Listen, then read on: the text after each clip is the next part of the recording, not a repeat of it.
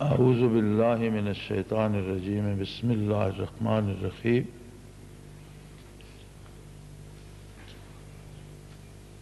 اللہم صل وسلم دائما ابدا علی حبیبک من زانت بہ الاسر۔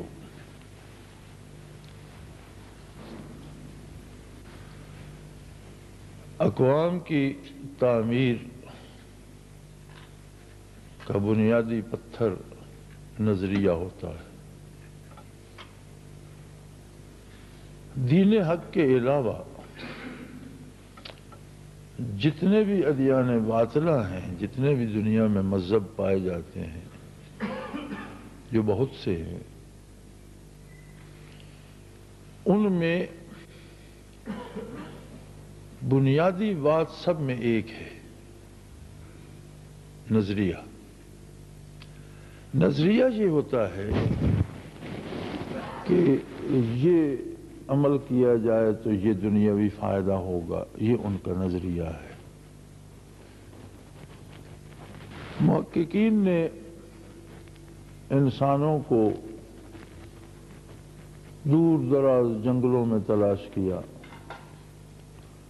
جہاں انہیں لباس پہننے کی تمیز نہیں تھی، کھانا بنانے کی تمیز نہیں تھی، ایک دوسرے کو مار کر کھا جاتے تھے، وحشی تھے، لیکن اس کے باوجود ان کا ایک نظریہ تھا۔ کسی نہ کسی چیز کی کسی نہ کسی انداز میں وہ پوجا کرتے تھے، اور اس پوجا سے انہیں دو چیزیں ان کے نظریے کا حصہ ہوتی تھی۔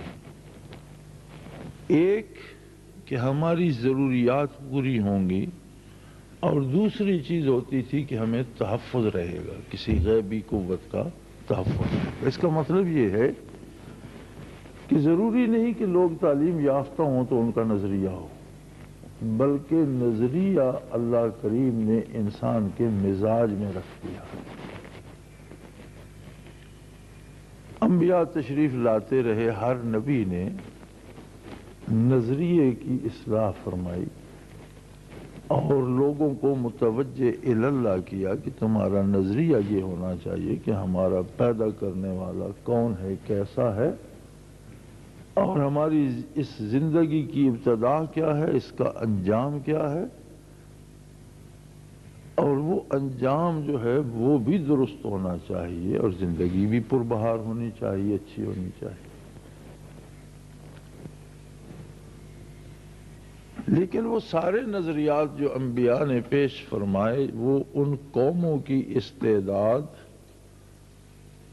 اور ان کی سمجھ بوجھ کے مطابق تھے جن قوموں کی طرف وہ مبعوث ہوئے۔ انسانیت بھی بتدریج ترقی کرتی گئی، بلوغت کی طرف بڑھتی گئی، حتیٰ کہ ایک ایسا زمانہ آنے والا تھا جو آج ہم دیکھ رہے ہیں، جسے آج آپ انگریزی میں گلوبل ولیج کہتے ہیں، یعنی ساری دنیا ایک گاؤں بن گئی ہے، اور ہر ملک ایسا ہے جیسے ایک شہر کے محلے ہوتے ہیں، ہر شہر ایسا ہے جیسے کسی محلے میں ایک گھر ہوتا ہے۔ موجودہ سائنس نے اور ایجادات نے، ٹیلی ویژن نے، ٹیلی فون نے، ای میل نے، انٹرنیٹ نے پوری دنیا کو ایک جگہ کھڑا کر دیا ہے اور ایک شہر بنا دیا ہے، اور اسے آج کی زبان میں گلوبل ولیج کہتے ہیں۔ وہ ایسا قادر ہے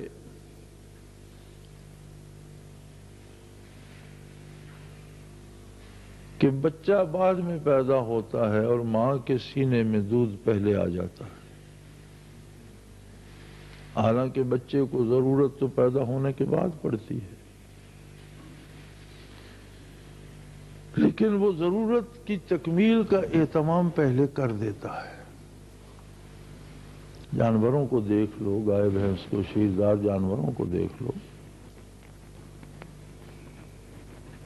اسی طرح انسانوں میں بھی یہ گلوبل ولیج تو آ کر بننا تھا کہیں 1500 سال بعد، اور عرب کے ریگستانوں میں بعثت ہوئی محمد الرسول اللہ صلی اللہ علیہ وسلم کی،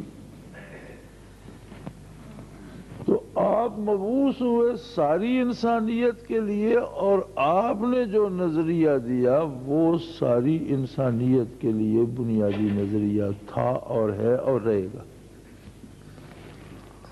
یعنی ایسی عجیب بات ہے کہ جس زمانے میں آپ مبعوث ہوئے، اس زمانے میں تو گلوبل ولیج کا کوئی تصور نہیں تھا، لیکن یہ اس سے بھی عجیب بات ہے کہ اس زمانے میں بھی جب حضور پوری دنیا کے لیے مبعوث ہوئے تو آپ کے خدام نے آپ کا پیغام دنیا کے گوشے گوشے میں پہنچا دیا۔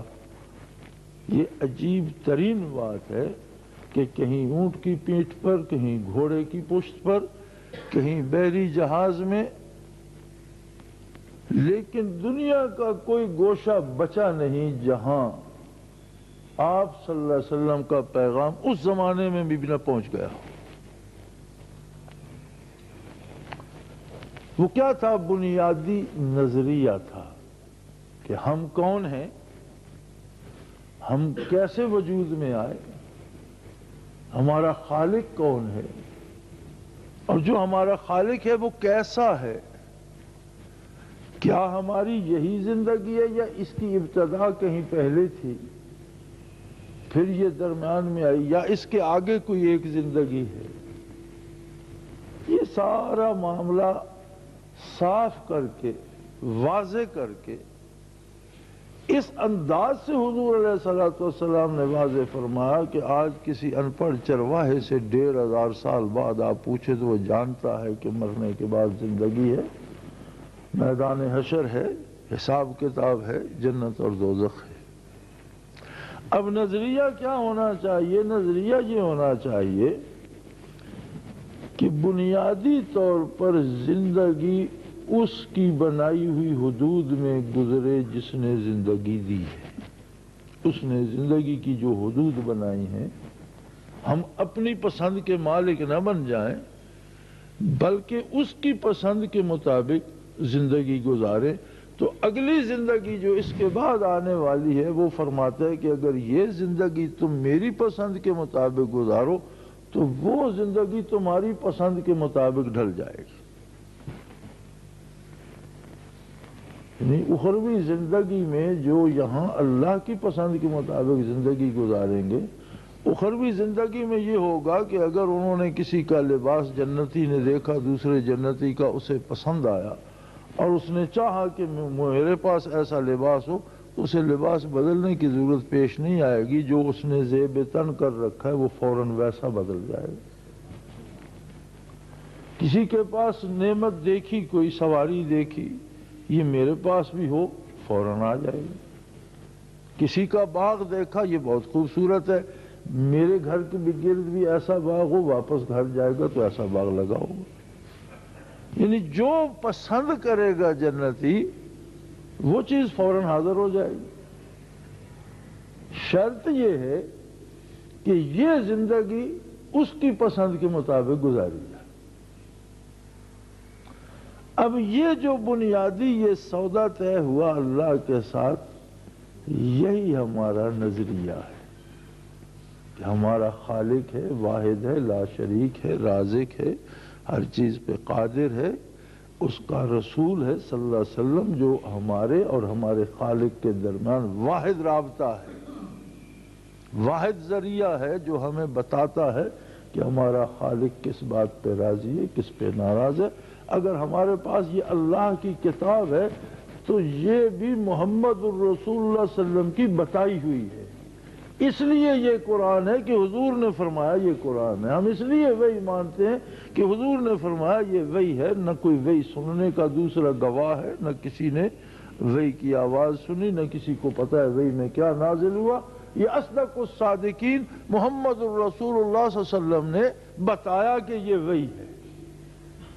ہمارے پاس حدیث شریف کا ذخیرہ ہے تو اسی وحی کی وضاحت ہے، اور وہ بھی وحی الہی ہے، لیکن وہ وحی وہ ہے جس میں بات اللہ کی ہے لیکن الفاظ اور حروف محمد الرسول اللہ کے ہیں۔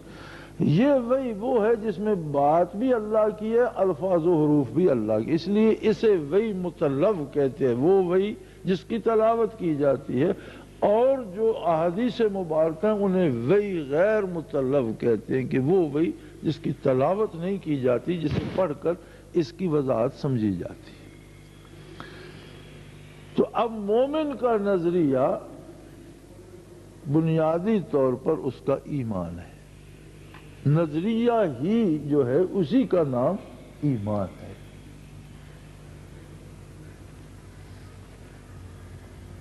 اسی نظریے کی قوت نے، چونکہ ہر مومن کا نظریہ یہ ہوتا تھا کہ میرے کام تو رب نے کرنے ہیں، میرے ذمے ہے ان کے لیے وسائل اختیار کرنا، جو دنیا عالم اسباب ہے، رب نے جو اسباب بنا دیے وہ اختیار کروں، لیکن نتیجہ اس کے ہاتھ میں، لہذا کوئی ایسا سبب اختیار کرنے کی ضرورت پیش نہیں آتی جس پر وہ راضی نہ ہو، اس کی مرضی کے خلاف کیوں کیا جائے۔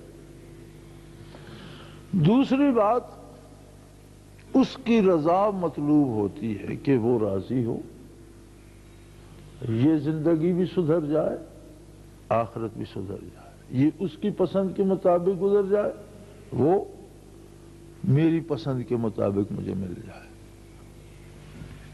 اس بنیادی نظریے نے مسلمانوں کو تائید ایزدی سے وہ قوت دی کہ مٹھی بھر صحرا نشین معلوم دنیا کے 3/4 حصے پر ایک ریاست بنانے میں کامیاب ہو، جس ساری ریاست کا بنیادی ذریعہ یہی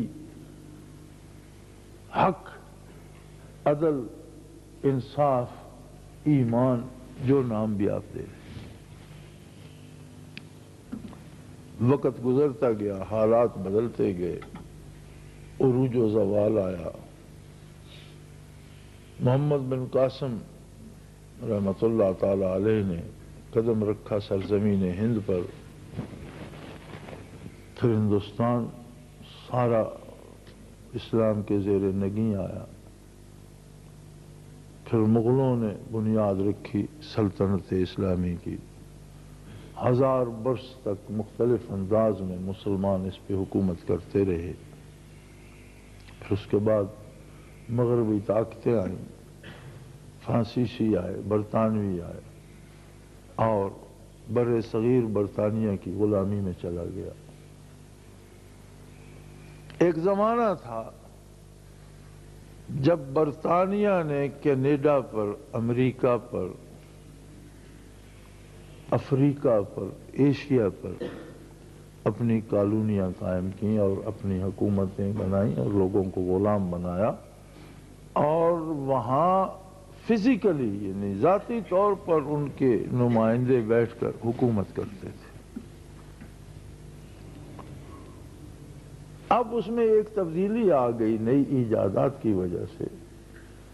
جو کچھ آج ہو رہا ہے وہ یہ ہے کہ امریکہ اپنے آپ کو دنیا کی سب سے بڑی طاقت سمجھتا ہے، اور اب وہ چاہتا ہے کہ دنیا میں جہاں بھی کوئی حکومت ہو وہ کرے جو میں چاہوں۔ یعنی وہ زمانہ تھا کہ بندے ذاتی طور پر موجود ہو کر کام کرتے تھے، آج زمانہ ہے کہ آپ ریموٹ کا بٹن دباتے ہیں اور کام دنیا میں کہیں ہو رہا ہوتا ہے۔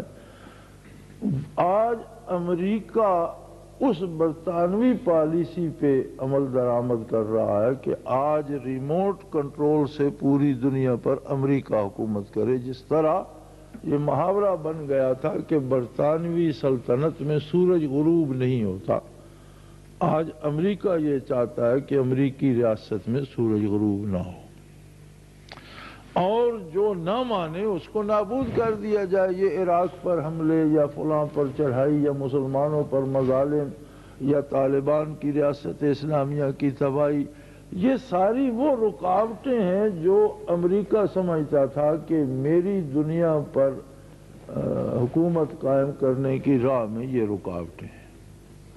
جن کی تباہی کا واحد سبب یہ ہے کہ امریکہ ایک ریموٹ کنٹرول دنیا چاہتا ہے، جس کے ریموٹ پر امریکہ کی انگلی ہو، جو وہ چاہے وہ ہوتا ہے۔ اب جہاں جہاں پرو امریکہ حکومتیں ہیں، امریکہ کی غلام حکومتیں ہیں، وہاں وہ موج کر رہے ہیں، اور جو غلامی قبول نہیں کرتے انہیں گھٹنے ٹیکنے پر مجبور کیا جا رہا ہے۔ برطانوی سامراج جب آیا تو ہندوستان میں دو بڑی قومیں تھیں، یا ہندو یا مسلمان۔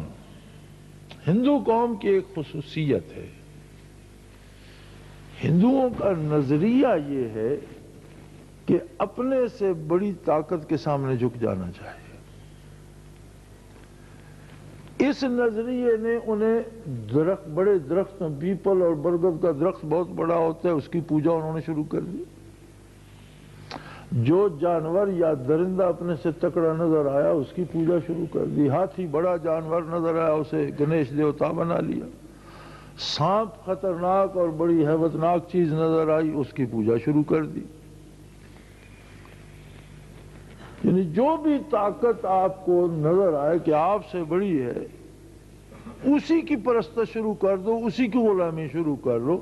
لہذا جب باہر سے فاتحین آئے تو جو قوم بھی آئی، ہندوؤں نے اس سے تصادم نہیں بلکہ اس کی غلامی قبول کی۔ یہ تاریخ ہے ہندوؤں کی۔ انگریز آئے تو ہندوؤں نے غلامی قبول کر لی۔ ان کا تو نظریہ یہ تھا کہ اپنے سے طاقتور کی پوجا بھی کرو، غلامی تو ایک چھوٹی سی بات ہے، اس کو پوجو بھی صحیح۔ لیکن مسلمانوں کا نظریہ یہ نہیں تھا، مسلمان کسی کو بڑی طاقت ماننے پہ تیار نہیں تھے۔ مسلمانوں کا نظریہ تھا کہ طاقت اللہ واحد لا شریک ہے، ہمیں اسی کی غلامی کرنی ہے، دوسرے کی نہیں۔ اور جہاں اس کے حکم سے کوئی متصادم ہوگا ہم مقابلہ کریں گے، ہم اللہ کا حکم مانیں گے، سر کٹا دیں گے، لیکن اللہ کے حکم کے خلاف کسی کی غلامی نہیں کریں گے۔ اس نظریے کا یہ کرشمہ تھا کہ انگریز کے آنے سے لے کر انگریز کے جانے تک کسی نہ کسی صورت مسلمان انگریزی سماج سے برسرے پیکار رہے۔ سولیاں لگتی رہیں، پھانسیاں ہوتی رہیں، جیلوں میں گلتے سڑتے رہے، گولیوں سے مارے جاتے رہے، ہر ظلم برداشت کیا۔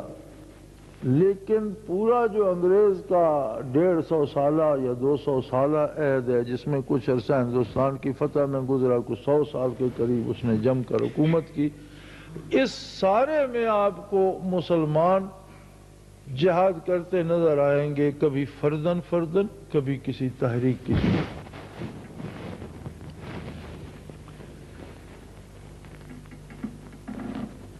جنگ عظیم جب لگی اور ہٹلر نے جس کی ابتدا کی، پھر ہٹلر اور جاپان کا اتحاد ہو گیا اور باقی دنیا کی طاقتیں ایک طرف ہو گئیں، تو یہ دو طاقتیں بن گئیں۔ چونکہ ہٹلر ایک سرے پر تھا، جاپان دوسرے سرے پر، انہیں کہتے تھے محوری قوت، یعنی زمین کے جو محوری دو سرے ہیں وہ آپس میں مل گئے، اور باقی سب اتحادی تھے۔ اتحادی فوجیں تھیں اور محوری فوجیں تھیں۔ اس جنگ نے جہاں پناہ تباہی کی، ایک کام کیا کہ برطانیہ کی گرفت نو آبادیات پر ڈھیلی پڑنے لگی، اور ہٹلر نے مار مار کر انگریزوں کا برکس نکال دیا۔ لندن شہر کو اس نے ملبے کا ڈھیر بنا دیا تھا، اور یہ ہسٹری ہے ورلڈ وار کی کہ ایک ہزار ہوائی جہاز کی فلیٹ آتی تھی جو لندن پہ بمباری کرتی تھی۔ لندن شہر نظر نہیں آتا تھا، سارے کھنڈر تھے، اور انہوں نے جو زیر زمین ریلوے بنائی ہوئی تھی، ساری آبادی اس میں منتقل ہو گئی تھی۔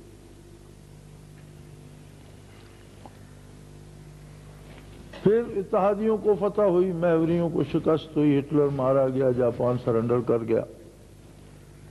لیکن انگریز میں وہ طاقت نہ رہی کہ وہ اپنی ان نو آبادیات پر گرفت پوری رکھ سکے۔ امریکہ اور کینیڈا پہلے اس کے ہاتھ سے لڑ کر نکل گئے تھے۔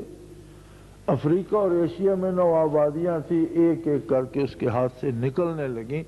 تو ہندوستان والوں کو بھی خیال آیا اور ہندو بھی اس تحریک میں شامل ہو گئے کہ انگریز کو یہاں سے جانا چاہیے، اور ایک تنظیم بنی کانگریس۔ کچھ عرصہ تو مسلمانوں نے بھی کانگریس کا ساتھ دیا، تاکہ محمد علی جناح بھی کانگریس کے ممبر تھے کہ یہ آزادی کی تحریک ہے۔ لیکن جب ہندوؤں کے ساتھ چل کر انہوں نے دیکھا تو انہوں نے سمجھا کہ یہ تو ہمارا نظریہ تو ان سے متصادم ہے، اور ہمیں جو تکلیف انگریز کے ساتھ تھی کہ ہم اس کے نظریے سے متصادم تھے، وہی ہندو کے ساتھ ہوگی۔ لہذا مسلمانوں نے ایک نیا نظریہ دیا، نظریہ پاکستان۔ قائد اعظم نے کانگریس چھوڑ دی، اور علامہ اقبال رحمۃ اللہ علیہ نے مسلمانوں کو ایک نظریہ دیا کہ بھئی یہ متحدہ ہندوستان جو ہے یہ تمہارے نظریے کی حفاظت نہیں کرے گا، یہ تو ایک کھچڑی بن جائے گی، تو کوئی بنیادی نظریہ نہیں رہے گا، اور مومن تو نظریے پہ زندہ ہے، لہذا اسے تقسیم کیا جائے۔ ہندو آبادی جہاں ہے کثرت سے، وہ علاقہ ہندوؤں کو دے دیا جائے، جہاں مسلمان ہیں وہ مسلمانوں کو دے دیا جائے، اور نظریہ پاکستان کی بنیاد وہی تھی جسے ہم ایمان کہتے ہیں، کہ ایک ایسی زمین جس پر ہم اپنے نظریے کے مطابق زندگی بسر کر سکیں، جس پر انصاف اس چیز کا نام ہو جسے اللہ نے عدل کہا ہے، جس پر عبادت اسی طرح کی جائے جس طرح اللہ کے حبیب نے سکھائی ہے، جس پر لین دین اور معاش اسی طرح سے کی جائے جس طرح رسول اللہ صلی اللہ علیہ وسلم نے سکھائی ہے، جس پر لوگوں کی دیکھ بھال یا نظام سلطنت وہی ہو جو اللہ اور اللہ کے رسول نے ہمیں دیا ہے۔ یہ تھی بنیاد نظریہ پاکستان کی، اور جو آج تک دیواروں پہ لگا رہا 50 سال۔ پاکستان کا مطلب کیا ہے؟ لا الہ الا اللہ۔ 50 سال کے بعد گزشتہ 2-3 سالوں میں غالباً یہ سعادت میاں شہباز شریف کے حصے میں آئی کہ اس نے دیواروں سے ہٹوا دیا۔ نصف صدی تک آپ کو بھی یاد ہوگا ہر بڑے شہر کی بڑی دیوار پہ بورڈ لگا ہوتا تھا، پاکستان کا مطلب کیا ہے؟ لا الہ الا اللہ۔ لاہور داخل ہوں تو شاہی قلعے والے چوک پر بہت بڑا دیوار کے ساتھ لکھا ہوتا تھا شہر میں داخلے کے وقت ہی، پاکستان کا مطلب کیا ہے؟ لا الہ۔ ہر شہر میں تھا۔ سرگودا جو بم چوک ہے معروف، اس کے ساتھ سول اسٹار کی دیوار پہ لکھا ہوتا تھا، اب نہیں ہے لیکن ہوتا ہے۔ یہ تھا نظریہ پاکستان۔ نظریہ پاکستان کیا تھا؟ ہمارے ایمان کا پرتو تھا کہ ہمارے پاس ایک سرزمین ہو جس پر ہم اپنی تہذیب، جس تہذیب کو ہم شریعت کہتے ہیں، لوگ تہذیب کہتے ہیں اور ہم اسے شریعت کہتے ہیں، جینے کا انداز، لین دین کا انداز، کاروبار کا انداز، دوستی دشمنی کا انداز، رہن سہن، میل ملاقات، یہ سارا کیا ہے؟ اسے انگریزی میں کلچر کہتے ہیں، اردو میں تہذیب کہتے ہیں، لیکن مسلمان اسے شریعت کہتے ہیں۔ جسے ہم شریعت کہتے ہیں اسی اقوام عالم اسی کو تہذیب کہتے ہیں کہ یہ ہماری تہذیب ہے، یعنی جان زندگی گزارنے کا سلیقہ۔ اب نظریہ پاکستان یہ تھا کہ نظریہ ایمان کے مطابق ہم یہاں زندگی بسر کریں۔ علامہ مرحوم بھی پاکستان بننے سے پہلے اللہ کو پیارے ہو گئے، 1938 میں ان کا وصال ہو گیا، جنہوں نے نظریہ پاکستان دیا تھا۔ اب اس کی جس بندے کی قسمت میں تھی تکمیل، محمد علی جناح، وہ بھی پاکستان بننے کے بعد زیادہ عرصہ بقید حیات نہ رہے اور دنیا سے اٹھ گئے۔ اب جو لوگ پیچھے آئے وہ لوگ ایسے تھے کہ ان کے پاس نظریہ نہیں تھا، ان کی زندگیاں عیش و عشرت میں بسر ہوتی تھی اور ان کا نظریہ دنیاوی حیات میں اقتدار اور عیش و عشرت تھا۔ یہ بلا تفریق کہا جا سکتا ہے، کوئی بڑے سے بڑا نام اس سے مستثنا نہیں ہے۔ جتنے بھی حکمران پاکستان میں ہوئے محمد علی جناح کے بعد سے لے کر آج تک، اب یہ عجیب بات بن گئی کہ بھئی نظریہ تو پاکستان ہے، نظریہ تو ایمان ہے، پاکستان کا مطلب کیا ہے؟ لا الہ الا اللہ، اور ایمان کا مطلب کیا ہے؟ لا الہ الا اللہ۔ تو یہ تو بڑا بن گیا تماشا، اور ہم اس طرف آ نہیں سکتے تو کیا کریں؟ چنانچہ ہماری عدالتوں سے ایک نظریہ پاس کرایا گیا، نظریہ ضرورت۔ ایک نیا نظریہ آ گیا، پاکستانی عدالتوں نے ایک نیا نظریہ دے دیا، نظریہ ضرورت۔ عجیب لگتا ہے یہ کہ مغربی پاکستان یہاں ہو، یہاں سے 1000 میل دور ایک حصہ مشرقی پاکستان ہو، یہ دو حصے کیا مسلم اکثریت وہاں بھی تھی یہاں بھی تھی، تو یہ 1000 میل کی دوری میں لوگ ایک رنگ میں کیسے رنگ؟ ان میں کیا رشتہ داری تھی؟ ان کا رنگ ایک تھا، ان کی آپس میں شادیاں ہوتی تھی، ان کا کھانا ایک تھا، ان کی زبان ایک تھی، ان کے قد ایک جیسے تھے، کچھ بھی ایک نہیں تھا، ان کا نظریہ ایک تھا۔ جب نظریے پہ زد پڑی اور نظریات بدل گئے اور نظریہ ضرورت آیا تو مشرقی پاکستان مغربی پاکستان سے الگ ہو گیا، ان کی اپنی ضرورتیں، ہماری اپنی ضرورتیں۔ جب نظریہ ضرورت آئے گا تو آپ متحد نہیں رہ سکیں گے کہ ہر ایک کی اپنی ضرورت ہے۔ پھر چنانچہ ہم گزشتہ تقریباً ربع صدی سے اس نظریہ ضرورت کی مار کھا رہے۔ جو بھی حکومت آتی ہے ایک نظریہ حکومت آ جاتا ہے، ضرورت آ جاتا ہے۔ اب وہ نظریہ ضرورت کیا ہے؟ کیا اس میں عام آدمی کو رائے دینے کا حق ہے؟ کیا اس میں میری اور آپ کی پسند پوچھی جائے گی؟ نہیں، نظریہ وہی ضرورت ہے جو حکمران سمجھتا ہے۔ جو بندہ اقتدار میں آ گیا جو وہ ضروری سمجھتا ہے وہی نظریہ ضرورت ہے۔ اب ایک صاحب آئے، انہوں نے کہا یہ ہونا چاہیے، دوسرے آئے انہوں نے کہا یہ ہونا چاہیے، تیسرے آئے انہوں نے کہا یہ ہونا چاہیے۔ جو جس کا جی چاہے وہ کرے، کیوں؟ قوت فیصلہ اس کے پاس ہے کہ ضرورت کیا ہے۔ یہ تعین حکمران کے پاس ہے۔ اب نہیں، یہ حکومت آئی، انہوں نے کہا جی ضرورت ہے کہ یہ ذیلی نظام بنائے جائے، ذیلی نظام بن گیا۔ کسی سے پوچھا؟ آپ سے پوچھا؟ مجھ سے پوچھا؟ نہیں جی ضرورت ہے جی کہ وہ ٹیکس لگا دیا جائے، ضرورت ہے کہ پیٹرول کی قیمت بڑھا دی جائے، ضرورت ہے کہ تیل کی قیمت بڑھا، ضرورت ہے کہ چینی کی بڑھا دی جائے، ضرورت ہے کہ ہر ایک پہ ایک اور ٹیکس لگا دیا جائے۔ یہ سارا کیا ہے؟ نظریہ ضرورت ہے۔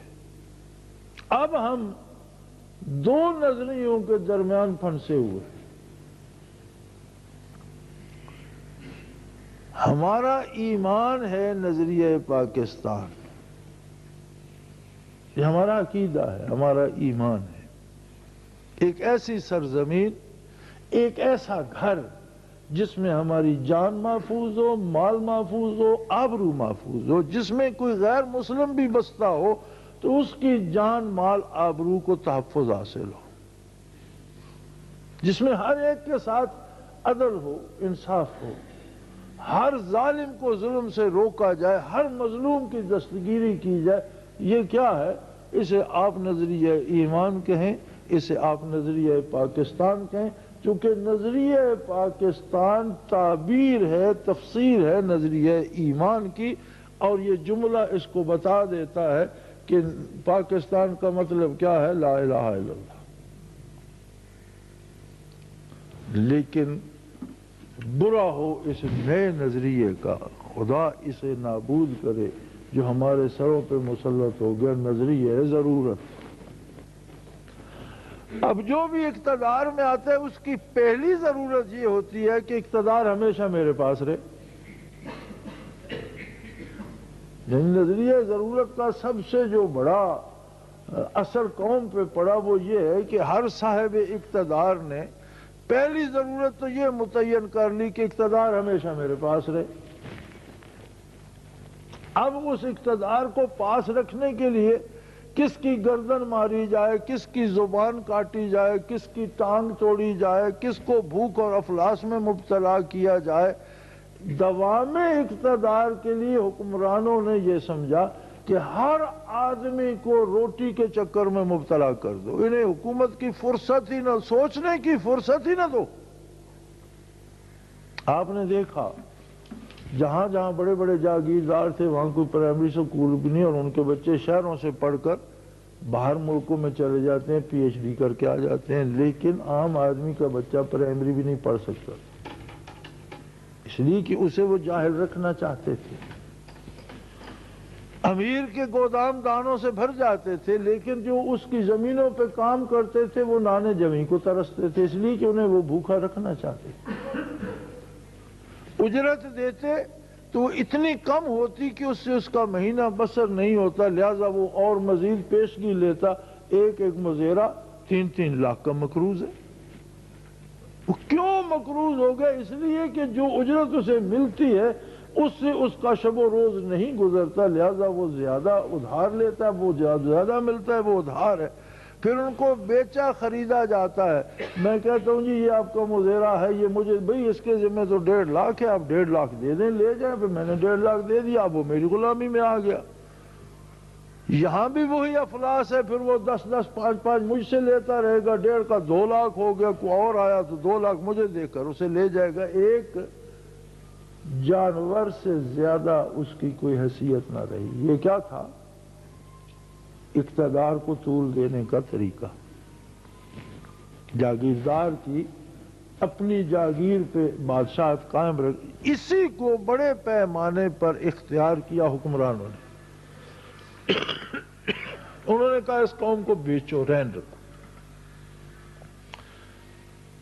ہمارے ساتھ یہ ہوا کہ حکمرانوں نے قرضے لینے شروع کر دیے۔ کس بات پر؟ ہمارے ضمیر، ہماری غیرت اور ہمارے ایمان پر۔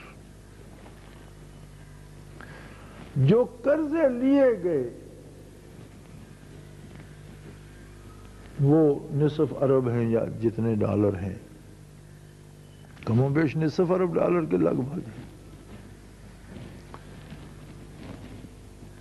ان میں سے کسی عام آدمی تک کوئی پائی پیسہ نہیں پہنچا۔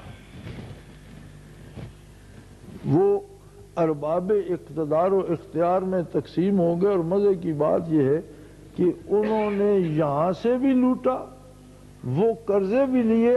اب عالم یہ ہے کہ پاکستان پر جتنا قرضہ ہے اس سے 2 چند زیادہ رقم چند لوگوں کی امریکی بینکوں میں جمع ہے، یعنی 14 کروڑ بندے مقروض ہیں، اور جتنے کہ ہم مقروض ہیں۔ اب جو بچہ پیدا ہوتا ہے اوسطاً 20,000 کے قریب قرضہ اس کے حصے میں آتا ہے۔ اب وہ غریب جو ایک جنگل میں چرواہے کے گھر پیدا ہوتا ہے، جس کے باپ نے بھی زندگی میں کبھی 20,000 اکٹھے نہیں دیکھے، وہ بچہ بھی 20,000 کا مقروض ہے۔ گویا قوم رہن رکھ دی گئی اغیار کے آگے۔ اور مزے کی بات یہ ہے کہ لوٹ کر پیسہ وہاں لے گئے، اب جو قرضہ پاکستان کو ملتا ہے وہ وہی رقم ہے جو یہاں سے لوٹ کر وہاں رکھی ہے، چونکہ جو قرضہ ہے اس سے تو 2 گنی وہاں ہے۔ وہ یہاں آتی ہے تو یہاں سے پھر واپس وہی چلی جاتی ہے، بالا بالا ہی امراء کی جیبوں سے ہوتی ہوئی پھر وہاں پہنچ جاتی ہے، اور سود ہمارے ذمہ ہو جاتا ہے۔ مزے کی بات یہ ہے کہ ہمارا ملکی بجٹ 3 کھرب 300 کروڑ ہے، اور سالانہ جو سود ہم دیتے ہیں وہ 3.5 کھرب ہے۔ 350 کروڑ، یعنی 300 کروڑ پہ پورا ملک چلتا ہے، اور جو سود ہم دیتے ہیں وہ 350 کروڑ ہے، تو اندازہ کیجئے کہ یہ قرضہ کبھی اتر سکے گا؟ جبکہ ہر حکومت ہمیں یہ خوشخبری سناتی ہے کہ ہم نے مزید قرضہ منظور کرا لیا اور اسے اپنی کامیابی سمجھتے ہیں۔ یہ وہ لعنت ہے جو نظریہ ضرورت نے ہمارے گلے ڈالی۔ اب ہم جس جگہ پہنچ گئے ہیں، یہ سارے نظریہ ضرورت کے کرشمے ہیں کہ حکمرانوں نے اور حکومت نے بیٹھ کر فیصلہ کر لیا کہ کس کو کتنی سیٹیں ملنی چاہیے، کسے جیتنا چاہیے، کسے ہارنا چاہیے۔ آپ ووٹ جس صندوقچی میں ڈالیں، نتیجہ ان کی مرضی کا نکلے گا۔ آپ کے ووٹ کی تو ایک ریہرسل ہے، آپ کو یہ حوصلہ رہے کہ میں نے ووٹ دے دیا، اس کا اثر کوئی نہیں، اس میں جان کوئی نہیں۔ ہم ایسے ہی ووٹ دیتے ہیں جیسے کسی مریض کو حوصلہ دینے کے لیے ڈاکٹر ڈسٹل واٹر کا ٹیکہ لگا دے کہ بھئی دوائی تو پاس ہے نہیں، چلو اسے حوصلہ ہو جائے گا کہ مجھے ٹیکہ لگا، تو خالی پانی کا ٹیکہ اسے لگا دو، لگا دیا۔ یہ ہمارے ووٹ کی حیثیت رہ گئی ہے کہ یہ ڈسٹل واٹر کا ایک ٹیکہ ہے، اس میں دوائی یا اس میں جان کوئی نہیں، وہی جیتتا ہے جسے پیا چاہے باقی سب ہار جاتے۔ پھر وہی حکومت میں یا وزارت میں جاتا ہے جسے حکمران، چونکہ نظریہ ضرورت ہے بھائی، عدالت عالیہ نے اسے حلال کر دیا ہے، اور مقدم نظریہ ضرورت ہے، نظریہ پاکستان تو پیچھے چلا گیا۔ پاکستان بچتا ہے یا نہیں، پاکستان کے لوگ بچتے ہیں یا نہیں، وہاں انصاف ہوتا ہے یا نہیں، یہ ساری باتیں جو نظریہ پاکستان کے ساتھ تھیں، اب نظریہ ضرورت ہے، اور سب سے پہلی ضرورت ہر حکمران کی یہ ہے کہ اس کی حکومت قائم رہے، وہی سدا اقتدار میں رہے۔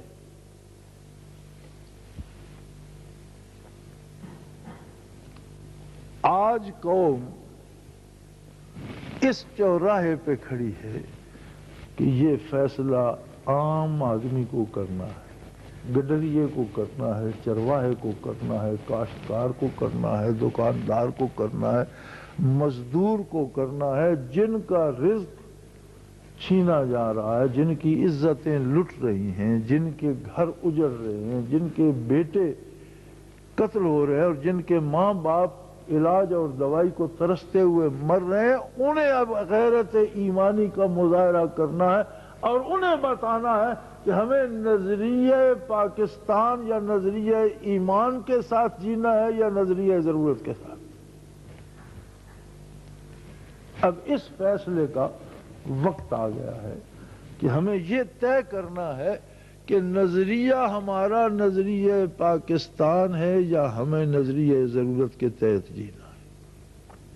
آج اگر عوامی قوت اٹھ اور ہم انکار کر دیں کہ ہمیں آپ کے نظریہ ضرورت کی ضرورت نہیں ہے، آپ کی ضرورت اپنی، ہماری ضرورت اپنی، ہر ایک کی اپنی اپنی ضرورتیں ہیں، لہذا ہم تمام نظریات کو رد کرتے ہوئے ایک نظریے پر رہیں گے، نظریہ پاکستان۔ یہ سرزمین باقی رہے، اس پر اللہ کے نام کی عظمت کے سجدے ہوتے رہیں، اللہ کی عبادت ہوتی رہے، اس پر ہر ایک کے ساتھ انصاف ہو، اس پر ظالم کو روکا جائے، مظلوم کی دستگیری کی جائے، ہر بچے بوڑھے کو نہیں، ایک کتے کو بھی بھوکا نہ مرنے دیا جائے جو اس زمین پہ رہتا ہے۔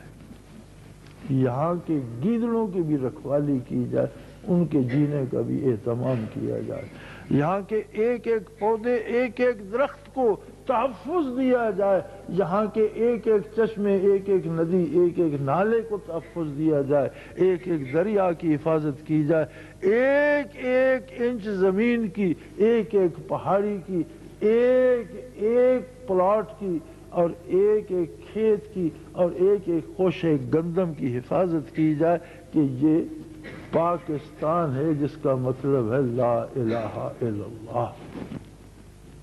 آج فیصلے کی گھڑی ہے۔ اگر ہم نظریہ ضرورت کے ساتھ سمجھوتا کر کے رہے تو پھر شاید نظریہ پاکستان ہمارے آنے والی نسلوں کے ذہنوں سے محو ہو جائے گا۔ جس طرح ہم دیکھتے رہ گئے اور دیواروں سے مٹ گیا. اب نئی نسل یہ سوال کرتی ہے کہ یہ پاکستان بنانے کی ضرورت کیا تھی؟ بجا کرتی ہے کہ وہی کالونیل سسٹم ہندوستان میں وہی یہاں ہے. وہاں ظلم کم ہے، یہاں زیادہ ہے. وہاں نصف صدی سے زیادہ عرصہ ہو گیا کوئی فوج اقتدار میں آئی، سول حکومتیں چل رہی ہیں. وزیر اعظم پر 35 لاکھ کا الزام لگا تو اے سی نے پکڑ کر وزیر اعظم صاحب کو، وزیر اعظم کو ایک اے سی نے بند کر دیا. 3 دن اس نے ضمانت نہیں لی نرسمہا راؤ کی. 3 دن اے سی نے ضمانت نہیں لی، حالانکہ وہ سابق وزیر اعظم تھا اور الزام 35 لاکھ کا تھا. یہاں جن کے ذمے اربوں ہیں اور ان کے کیس نیب میں چل رہے وہ وزیر اعظم بن گئے. یہاں نیب کے سزا یافتہ وزیر داخلہ ہے فیصل صالح حیات، 4 مقدمے چل رہے، 1 مقدمے میں سزا یافتہ ہے. جیل میں ہونے کی بجائے وزارت داخلہ کے سیکریٹریٹ میں بیٹھا. اب نیب اس کے ماتحت ہے، وہ نیب کا سزا یافتہ نیب کا باس. یہ ہے نظریہ ضرورت کے کرشمے. وہ بھی انسان تھے جنہوں نے نظریہ پاکستان کے لیے عزتیں لٹوائی، گھر لٹوائے، مہاجر ہو گئے، بیٹے قتل کروائے اور مفلس و بے کس ہو کر ایک زمین کے ٹکڑے کے لیے چل دیے. ہم کیسے انسان ہیں کہ ہم اس بنے ہوئے گلشن کو اجڑتا دیکھ رہے ہیں. ہمارے ضمیر، ہماری غیرت، ہمارا ایمان کہاں ہے؟ یہ ہماری نمازیں، ہمارے روزے، ہمارے اعتکاف یہ کس لیے ہیں؟ اگر ہمیں ظلم کے ساتھ سمجھوتا کر کے زندہ رہنا ہے تو کون سا دین، کون سا ایمان، کیسی عبادت؟ لہذا وقت آ گیا ہے کہ پھر سے ثابت کیا جائے کہ ہم انہی شہیدوں کی اولاد ہے جن کے خون نے پاکستان بنایا تھا. اور انشاءاللہ پھر سے لوگ بیدار ہوں گے. اللہ جنہیں توفیق دے گا.